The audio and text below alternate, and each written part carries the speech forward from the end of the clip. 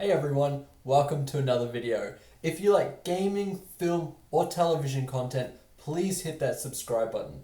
Today, I'm going to be talking about the indie gem of 2022, and that is Stray, the new cat game from Annapurna Interactive. So, let's get into it.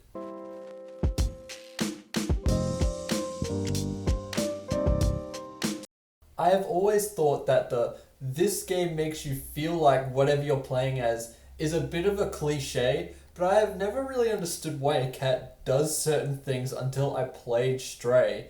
For example, this game has so many opportunities where there are cups or buckets full of paint sitting on top of a really high ledge or a building, and all you want to do is just knock it off just because it's funny. Hey, not funny, not funny. Hey, relax. I think small things like that really show that Stray is a really well made and interesting game that drew so many people to it. I'd been so excited for this game because I really wanted to unravel the mysterious element to this city and figure out why robots completely inhabit it. Seeing this through the eyes of the cat leads to a very interesting perspective to see this story through, because at times it does feel like the cat isn't the main character, it's just something you play as.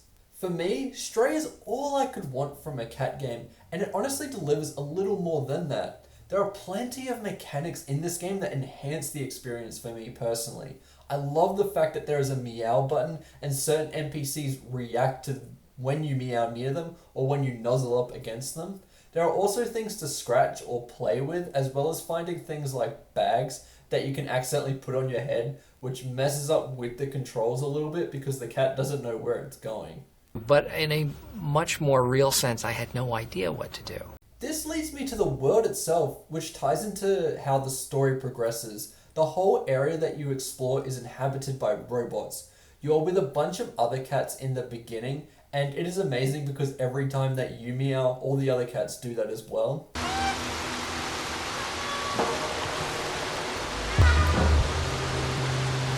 Unfortunately, as it progresses, a pipe breaks and you get separated from the rest of your cats and begin exploring different parts to this giant city. As you further explore, you realize that this is a post-apocalyptic city and every robot here is kind of like a caretaker for the different aspects to the city after the humans have passed away. At times, I feel like this game can draw some comparisons to something like WALL-E due to how much visual storytelling is in this game. As I go further into talking about this story, please know that I will be talking spoilers, so if you don't want to hear those, please finish the game first. Now, as I said, the story is very visual. You notice small details around the city, like the stars kind of look strange and there are robots upholding certain laws or completing tasks that were once completed by humans. The whole purpose of Stray is to leave this city as it is enclosed to keep everyone safe from the outside. Remember on Lost, when they met the others?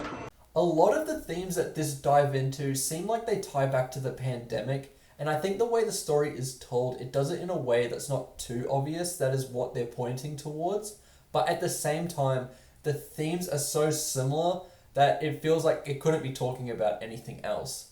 The whole purpose of Stray is that everyone inhabiting this world needs to be free. So I think it draws similarities to us leaving our homes after the pandemic and getting that sense of freedom again. Free at last, free at last. The story honestly is really well told in this subtle way. And the way you develop a friendship with the robot character that accompanies you is really heartwarming, especially as your robot starts to remember its past. So it feels like a really sad moment that the robot whose purpose it was to open up this whole city becomes increasingly more destroyed when it eventually opens up the city at the end.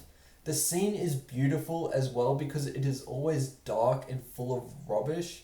So it's a smart design choice that you are kind of at the very top of the city with an excellent view of it when it all opens up.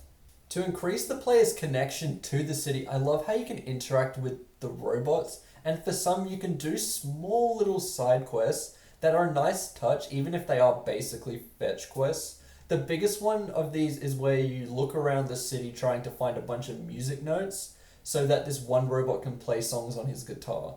It's a nice touch, where your cat can just go to sleep while the robot is playing guitar. Things like that are prevalent in these open areas of the game, and I really like their implementation in this game. On a technical note, I think this game looks fairly stunning. If you get a closer look onto the cat, it looks a little cartoonish, and there are some bugs that make the game look janky at times. But other than that, for an indie game, this looks really nice. And I think a big part of that is the art direction. The towns you visit are all unique and have their own inhabitants that breathe personality into each of them. With the last place you visit, which is called Midtown, it's very ambitious and the game looks stunning because of it. I also noticed that because you play as a small creature like a cat, the world feels bigger because of it. Even if it is a tiny area to explore, it feels so dense because you want to see everything as this cat and just cause chaos around the city. Overall, I really like Stray, and apart from some hiccups technically and a little bit of some slow pacing at times, this is a really well-made indie gem, and I think you should check it out if you haven't already. The game is free if you sign up for the second tier PS Plus, and I think it is well worth it. The game doesn't take up too much of your time, but for me it was nice to play a game that doesn't ask too much of your time, but focuses on just being a fun cat experience. I'm going to give Stray a strong 8 out of 10, and I think that this will be the indie game of 2022 for me. Anyway, thank you for watching the video. Please remember to like and subscribe, and tell me what you think about Stray in the comments below. If you want to see some more gaming content, please see the playlist above me. I'll see you in the next one. Goodbye.